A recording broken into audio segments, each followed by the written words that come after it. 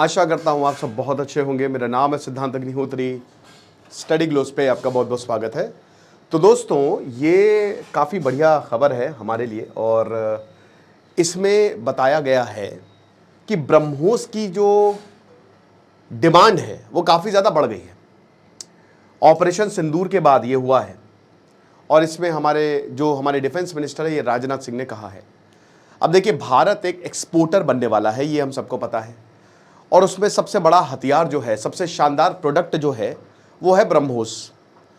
China और पाकिस्तान भले ही कितना भी प्रोपागेंडा फैला ले, लेकिन हम सबको पता है कि युद्ध के बाद या एक प्रोडक्ट कहते हैं ना कि आप उसको कैसे कहते हो कि वो बढ़िया, कि उसकी डिमांड कितनी ज़्यादा है। चाइना के एयरक्राफ्ट वो सबको फ्री में बांट रहा है, लेकिन जो भारत के डिफेंस सिस्टम्स हैं या फिर जो हमारे हथियार हैं। अच्छा, हम डिफेंस सिस्टम क्यों कहते हैं? एक और चीज़, डिफेंस सिस्टम मतलब ये होता है ना कि भारत की डिफेंसिव कंट्री है, मतलब हम किसी पर हमला नहीं करते हैं। हम अगर आप हमला करोगे तो हम डिफेंड करेंगे, तो इसीलिए हमारी डिफेंस सिस्टम है, हमारी डिफेंस फोर्सेज हैं। हर देश की डिफेंस, वो किसी के, और अगर मान लीजिए आप हमला करने, जैसे कोई मान लीजिए चाइना है, कल को चाइना कहता है कि हम आगे बढ़ते जाएंगे, तो उसको ऑफेंसिव फोर्सेज बोला जाएगा, ऑफेंस फोर्सेज। तो सारे देश जो हैं वो यही बोलते हैं कि हमको कोई टेरिटरी नहीं चाहिए, इसलिए वो डिफेंस फोर्सेज कहलाती है, राइट। तो अब क्या है कि उस प्रोडक्ट को आप ऐसे ही पता लगाते हो ना कितना बिक रहा है। अब आप देखिए कि ब्रह्मोस की चाइना का एक भी प्रोडक्ट वो बस पाकिस्तान को ही दे रहा है, अपने जो 6th जनरेशन एयरक्राफ्ट है, बाकी उसका कुछ नहीं बिका है। लेकिन भारत की जो मिसाइल्स हैं उसकी मांग बढ़ गई है। हर देश जो है, अभी तो हम 85 देशों को एक्सपोर्ट कर रहे हैं डिफेंस जो इक्विपमेंट्स हैं और बाकी और चीज़ें, लेकिन हर देश इसको मांग रहे हैं। जीएस पेपर 3-2 के लिए सुपर इंपॉर्टेंट है दोस्तों। और हमारा सबसे शानदार कलेक्टर बैच मात्र 10,000 रुपये का, 1.5 साल का, ये हम नया बैच हमने शुरू करेंगे। कल तक ये ऑफर है, कलेक्टर आप कूपन कोड यूज़ करेंगे तो आपको ये बैच 10,000 का मिलेगा। तो अभी 5 दिन 21 तारीख को क्लासेस शुरू होंगी और सबसे बड़ी बात, इसमें हम मेंटोरशिप देंगे। मतलब एक तरीके से आपकी प्रॉब्लम ख़त्म। जितने भी हमारे टीचर्स हैं वो आपको बताएंगे कि कैसे काम करना है। और अगर आप नहीं पढ़ेंगे ना, तो जैसे ट्यूशन क्लासेस होती ना, वैसे हम बोलेंगे भाई पढ़ना तो बहुत ज़्यादा ज़रूरी है, तो थोड़ी सख्ती रहेगी। ओके, बाकी करेंट अफेयर्स, सीसैट की प्रॉब्लम आपकी सॉल्व, फिर उसके बाद एमसीक्यू और बहुत सारी चीज़ें होंगी। तो डिस्क्रिप्शन और कमेंट बॉक्स में लिंक दिया है, आप ज्वाइन कर सकते हैं, आपको बहुत ज़्यादा फायदा होगा। तो ब्रह्मोस मिसाइल, आपको पता ही है कि सबसे इंपॉर्टेंट रोल ब्रह्मोस मिसाइल ने प्ले किया। आज आपको सेना भेजने की ज़रूरत नहीं है, आप घर बैठे बैठे जो है उनके बेसेस और उनके ऑफिसेस को तबाह कर सकते हो, उनकी आर्मी को तबाह कर सकते हो, और यही भारत ने किया।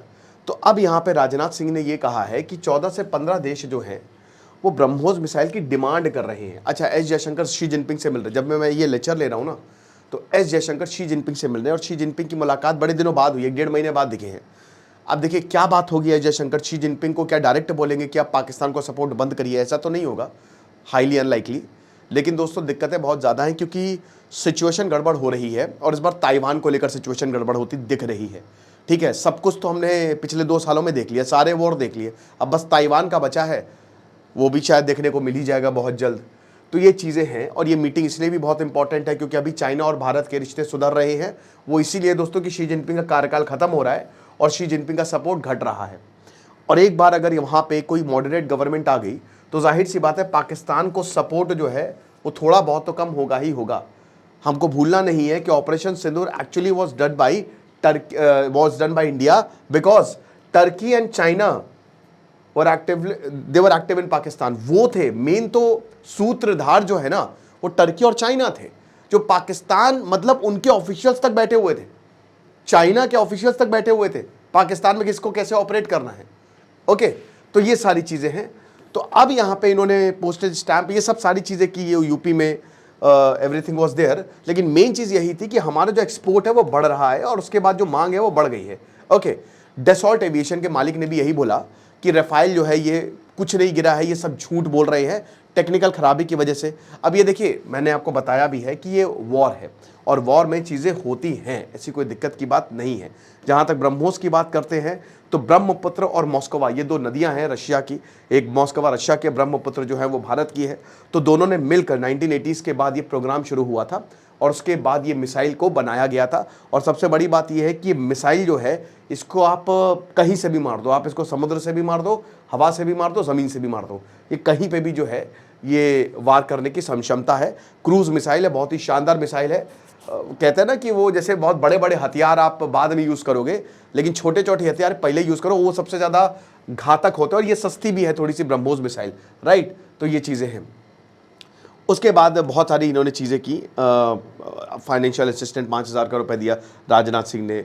यूपी में आया, यूपी में इलेक्शन अभी 2 साल मतलब अगले साल है उत्तर प्रदेश में, और उसकी अब तैयारियां भी शुरू हो रही है।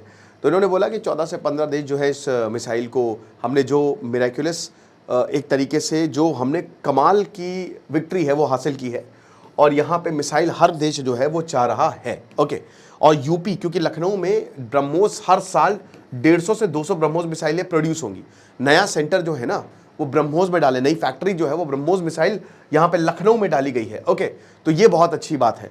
अब दोस्तों अगर हम थोड़ा मिसाइल के बारे में भी हम जान लेते हैं, तो ब्रह्मोस आपको पता ही है कि ये आपका रशिया और डीआरडीओ, अब तो खैर भारत खुद बनाता है, वो तो शुरुआत में थोड़ी पुश की जरूरत थी, टेक्नोलॉजी शेयरिंग। भारत को जिससे भी हथियार लेना, तो भारत अब उसमें क्लॉज कि भैया हमको टेक्नोलॉजी तुम दोगे, ठीक है। Technology sharing is very very important. Okay.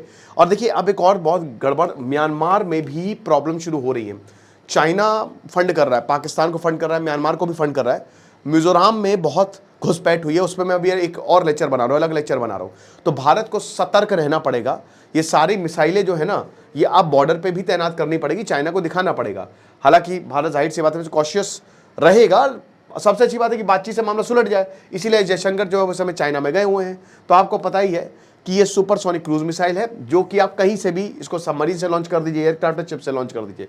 This is the only supersonic cruise missile जो कि स्पीड ऑफ साउंड से 3 गुना है, 2.8। ये मैक क्या होता है, 330-332 मीटर पर second speed of sound, right. अलग अलग मीडियम में अलग होती है, लेकिन अब सोनिक मतलब वही स्पीड ऑफ साउंड। अब सब सोनिक मतलब साउंड से कम स्पीड ऑफ, हाइपरसोनिक मतलब 5-6 गुना ज़्यादा, ठीक है ना। तो यह सुपरसोनिक मतलब साउंड से ज़्यादा, तो साउंड की स्पीड से 3 गुना ज़्यादा जो है वो ट्रैवल करती है। पलक झपकते ही जो है खेल खत्म हो जाएगा, ठीक है। पहले बवाल होगा, बाद में आवाज़ सुनाई देगी। तो ये चीज़ है। उसके बाद फिर बता दूं कि भारत ने भी $100 मिलियन लाइन ऑफ क्रेडिट दी है। तो फिलीपींस तो है ही है, साउथ ईस्ट एशियन कंट्रीज तो है ही है, लेकिन भारत ग्रीस को भी दे रहा है। देखिए मेडिटरेनियन अलायंस बनाना बहुत ज़्यादा ज़रूरी है, ये मैं बार बार बोल रहा हूँ। अब इसमें सबसे इंपॉर्टेंट आएगा आपका ग्रीस। और तो अभी ये खबर आई थी ना कि भारत जो है वो ग्रीस को अनऑफिशियली मिसाइल्स दे रहा है, और ब्रह्मोस मिसाइल ही होंगी। अब अगर ऐसा हुआ तो टर्की की बैंड बज जाएगी, क्योंकि ग्रीस और टर्की का झगड़ा आज से नहीं है, बहुत सालों से, ऑटोमन एम्पायर से चलता चला आ रहा है, ठीक है ना। अब क्योंकि वही भाई सिप्रस, अच्छा सिप्रस में भी अभी प्रधानमंत्री मोदी जी गए, और वहां पे भी ये भी सिप्रस, ये पूरा मैंने लेक्चर कवर किया था अभी 2 दिन पहले आपको बताया था। तो उससे भी सिप्रस से भी झगड़ा चल रहा है टर्की का। तो अगर एक ये तो ग्रीस और सिप्रस मिलके जो भारत मदद कर रहा है ना, इससे टर्की को काउंटर किया जा सकता है आसानी से, ठीक है, तबाही मचाई जा सकती है।